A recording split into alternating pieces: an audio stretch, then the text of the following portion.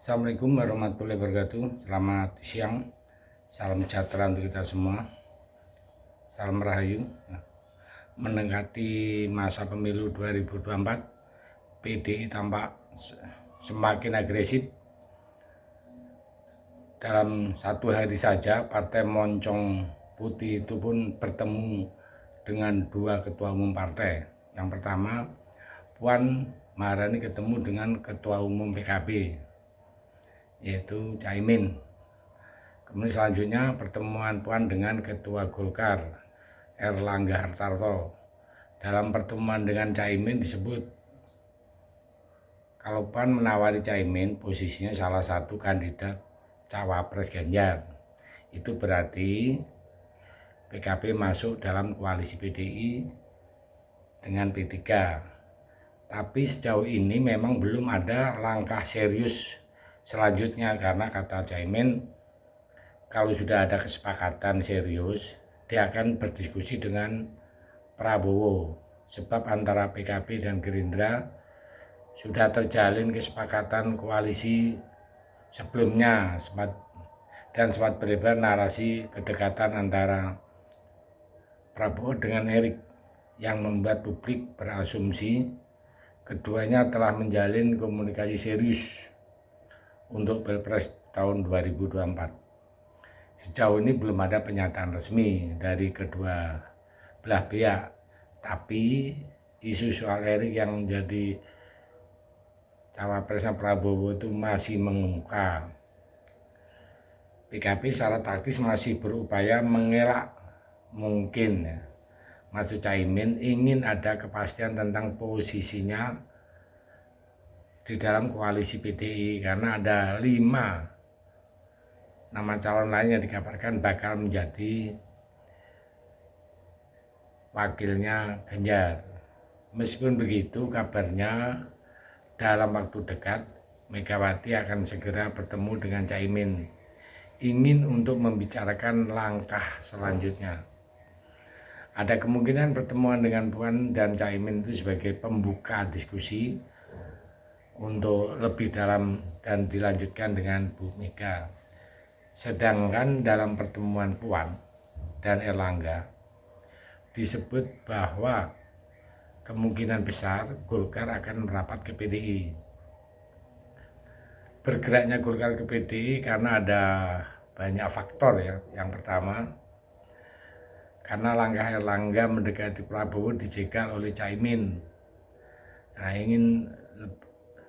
Terus yang kedua, ya, Erick Thohir tampaknya mendominasi calon lain di kubu Pak Prabowo, makanya harapan untuk ke Prabowo itu menjadi sulit. Tapi kalau ke PDI, Golkar masih punya banyak opsi ya. Misalnya mengajukan kadernya Ridwan Kamil sebagai cawapres Ganjar, karena nama Erlangga kurang menjual. Jikapun ternyata cawapresnya adalah orang lain, itu pun tidak jadi soal, karena Erlangga hari ini lebih butuh patron politik sebelum marak kabar mengenai rencana oknum merebut posisi Erlangga di Golkar. Alasannya karena kepemimpinan Erlangga yang dianggap kurang baik. Tapi sebenarnya alasan paling logis adalah demi peta koalisi 2024. Berhubung dengan pihak yang kabarnya akan mengkudeta Erlangga ada di kubu Prabowo, maka akan sangat logis jika Erlangga itu membawa Golkar ke kubu PDI. Karena bagaimanapun PDI adalah partai pengusung Jokowi, itu adalah posisi tawar yang cukup kuat untuk mencegah oknum licik merebut posisinya sebagai ketua umum Golkar. Jadi itulah alasan kedua bagi Erlangga untuk membelokkan arah Golkar ke PDI. Bersama PDI, Golkar jelas lebih memiliki peluang untuk mendapatkan keuntungan pada Pilpres 2024. Manuver PDI yang tiba-tiba berubah agresif itu tentu saja membuat koalisi partai lain itu ketar-ketir, karena PDI sangat menentukan peta Pilpres tahun 2024. Untuk koalisi Anies barangkali dampaknya tidak terlalu besar karena Anies telah mengambil posisi antitesa dari Jokowi. Dinamika di koalisi lain tidak mengubah perolehan suaranya, menimbang ceruk pemilih Anies itu tidak beririsan dengan pemilih Jokowi. Jadi Anies adalah figur di seberangnya Jokowi. Pemilih Anies adalah orang-orang yang tidak suka Jokowi, namun manuver PDI itu berdampak sangat kuat ke Prabowo. Karena selama ini Prabowo mengambil pemilih Jokowi. Nah, perubahan langkah PDI bahkan bisa membuat Prabowo tidak dapat tiket capres. Itu bisa terjadi jika PKB benar-benar meninggalkan, ya, sebelum Prabowo berharap Golkar akan memperkuatnya di koalisinya. Berhubung Golkar telah mendiskusikan akan merapat ke PDI, maka satu-satunya harapan Prabowo adalah PKB. Sayangnya hari ini PKB juga sudah dirayu oleh PDI. Jika Prabowo tidak dapat dukungan dari PKB dan Golkar, maka Prabowo tergantung dari upaya merebut partai pendukung Anies. Tapi jika koalisi perubahan tetap kompak, Prabowo bakal gigit jari. Manuver PDI jelas membuat Prabowo pusing,